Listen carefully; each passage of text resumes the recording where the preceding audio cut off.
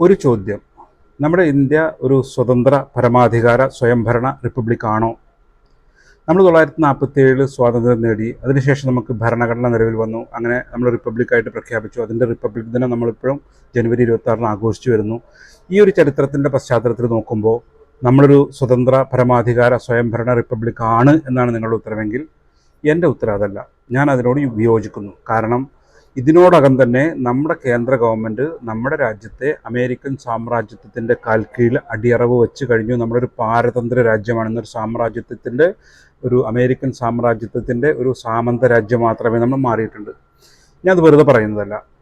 ഇപ്പോൾ ഞാൻ സ്ക്രീനിൽ കാണിക്കുന്നൊരു ന്യൂസ് ഇന്നലെ, അതായത് 16-ാം തീയതി ഏപ്രിൽ ഉച്ചയ്ക്ക് 1:30 ശേഷം ഹിന്ദുസ്ഥാൻ ടൈംസിൻ്റെ ഓൺലൈൻ പേപ്പറിൽ അവർ അപ്ലോഡ് ചെയ്തിട്ടുള്ള ന്യൂസാണ്. ശശാങ്ക് ബിട്ടു എന്ന് പറഞ്ഞ സീനിയറായിട്ടുള്ള മാധ്യമ പ്രവർത്തകനാണ് ആ ഒരു വാർത്ത കൊടുത്തിട്ടുള്ളത് ഇങ്ങനെയാണ്: ഇന്ത്യക്ക് റഷ്യയിൽ നിന്ന് ഇന്ധനം വാങ്ങാൻ വേണ്ടി ഇളവ് അമേരിക്ക അനുവദിച്ചിരുന്നു. ആ ഇളവിൻ്റെ കാലാവധി കഴിയാൻ പോവുകയാണ്. അതുകൊണ്ട് ഇനി അത് റിന്യൂ ചെയ്ത് കൊടുക്കുന്നില്ല. അതുകൊണ്ട് ഇന്ത്യക്ക് ഇനി റഷ്യയിൽ നിന്നോ ഇറാനിൽ നിന്നോ പെട്രോളിയം ഉൽപ്പന്നങ്ങൾ വാങ്ങാൻ കഴിയില്ല, ഇന്ധനം വാങ്ങാൻ കഴിയില്ല. അത് വാങ്ങേണ്ടത് അമേരിക്കയിൽ നിന്നാണ് എന്ന് അമേരിക്കയുടെ ട്രഷറി സെക്രട്ടറിയുടെ ഒരു പ്രസ്താവനയാണത്. എന്ത് തോന്നുന്നു?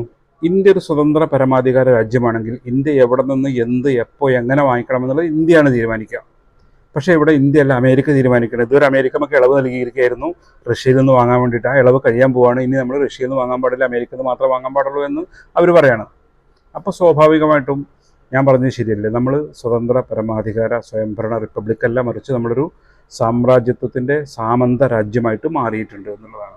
ഇതെന്തുകൊണ്ട് സംഭവിച്ചു എന്ന് വെച്ച് കഴിഞ്ഞാൽ ഒന്ന് രണ്ട് വിഷയങ്ങൾ. ഒന്ന്, എപ്സ്റ്റീൻസ് ഫയൽസുമായി ബന്ധപ്പെട്ട വരാനിരിക്കുന്ന ചില വെളിപ്പെടുത്തലുകളുടെ പശ്ചാത്തലത്തിൽ, അതുപോലെ തന്നെ നമ്മുടെ കേന്ദ്രത്തിൽ ഭരണത്തിലിരിക്കുന്ന നരേന്ദ്രമോദി സർക്കാരിൻ്റെ ഏറ്റവും അടുത്ത ക്രോണിക് ക്യാപിറ്റലിസ്റ്റ് സുഹൃത്തായിട്ടുള്ള അദാനിയുമായി ബന്ധപ്പെട്ട് അമേരിക്കയിലേക്കുള്ള കേസുകൾ, അങ്ങനെ വിവിധങ്ങളായ കാരണങ്ങൾ കൊണ്ട് അമേരിക്ക പറയുന്നത് കേൾക്കാൻ, അപ്പടി വിഴുങ്ങാൻ നമ്മുടെ ഭരണകൂടം തയ്യാറാവേണ്ടി വന്നു. അതിൻ്റെ ഭാഗമായിട്ട് ഈ ഒരു ട്രേഡ് ഡീലിൽ അമേരിക്കയുമായി ഒപ്പിടേണ്ടി വന്നു. ആ ഒപ്പിടതിൻ്റെ ഭാഗമായിട്ടാണ് നമ്മുടെ സ്വാതന്ത്ര്യം നഷ്ടപ്പെട്ടിട്ടുള്ളത്.